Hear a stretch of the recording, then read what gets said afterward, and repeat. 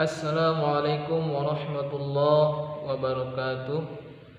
Alhamdulillahirabbil alamin wa bihi nasta'inu ala umuri dunya waddin wa ala alihi wa sahbihi ajmain. Amma ba'du. Wassalatu wassalamu ala Rasulillah wa ala alihi wa sahbihi wa ma walah. Faqalallahu ta'ala fi kitabihil karim wa huwa asdaqul qailin. A'udzu billahi minasy syaithanir rajim. Bismillahirrahmanirrahim. Wa in ta'udzu ni'matallah la tuhsuha. Wa qala Nabi sallallahu alaihi wasallam ma la yashkurin nas la yashkurillah. Hadirin rahimakumullah, terutama kita panjatkan puji kita kepada Allah Subhanahu wa taala yang telah memberikan kepada kita nikmat yang banyak. Nikmat iman, nikmat Islam, serta nikmat sehat walafiat di tengah-tengah wabah ini yang melanda negeri ini.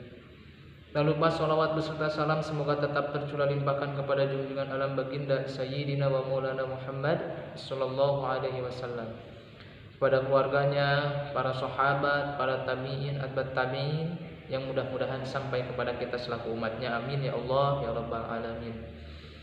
Hadirin rahimakumullah, melihat perkembangan zaman dari tahun ke tahun, bahwasanya kita melihat betapa bobroknya akhlak, betapa bobroknya masa depan generasi bangsa ini, seolah-olah apa yang dikatakan Rasulullah pada masanya itu telah terjadi pada hari ini.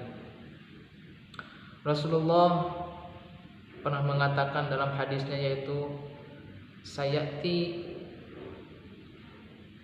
ala ummati, akan datang kepada umatku suatu zaman, yaitu di mana zaman tersebut manusia akan mencintai 5 hal dan akan melupakan 5 hal. Yuhibbunal khamsa wa yansawnal khamsa. Yang mana yang pertama, mereka akan mencintai dunia, akan melupakan akhirat. Yuhibbunad dunya wa yansawnal akhirah.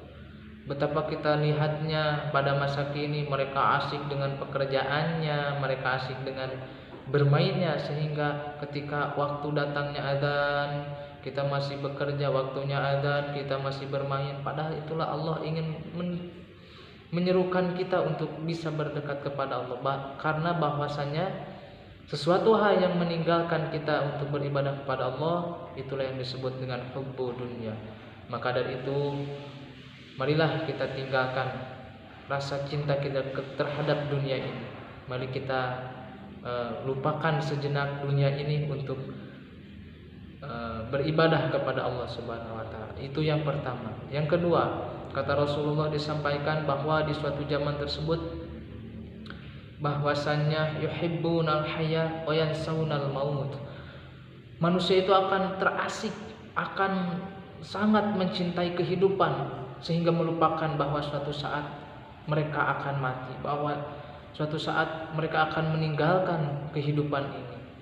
Wah, bergundal riau, tertawa terbahak-bahak. Bahkan kalau kita melihat kisah, salah satu kisah Rasulullah, ketika Rasulullah ingin melaksanakan sholat, Rasulullah mendengar di suatu rumah terdengar tertawa terbahak-bahak. Rasulullah menghampirinya lalu berkata, ya intinya lamun cek orang Sunda teh mah tong bunga-bunga teuing bisi maut gitu. Jadi pada intinya, marilah kita sejenak mengingatkan, apakah kita hari esok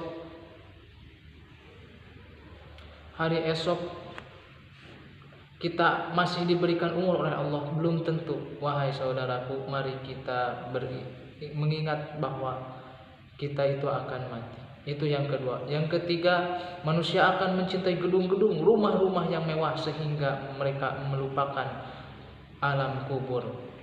Nah, itulah yang terjadi pada saat ini, ketika orang sibuk dengan pinjaman uangnya untuk merenovasi rumah, mengkredit rumah begitu mahalnya, hanya untuk sebuah gengsi, hanya untuk sebuah gaya, sehingga mereka melupakan bahwa alam kubur adalah di mana kita hanya bisa masuk satu orang dengan penuh kegelapan dan tidak begitu luas pernapasan untuk kita bernapas. Mari kita ingat itu semua wahai saudaraku, ketika hati kita menginginkan sebuah rumah yang besar, menginginkan rumah-rumah yang mewah, ingatlah bahwa suatu saat kita akan ditempatkan di suatu kuburan. Itu yang ketiga. Yang keempat, kata Rasulullah, manusia itu akan yuhibbunal mal wa yansaunal hisab. Mereka akan mencintai harta-harta mereka. Mereka akan menyayangi harta-harta mereka sehingga mereka lupa suatu saat akan ada hisab dari Allah Subhanahu wa taala. Yang bahagia dengan mobilnya yang mewah, yang bahagia dengan motornya yang mewah. Nah, suatu saat itu akan menjadi hisab. Dari mana ini mobil berasal, uangnya dari mana, halal apa tidak. Nah, itu yang harus kita pikirkan.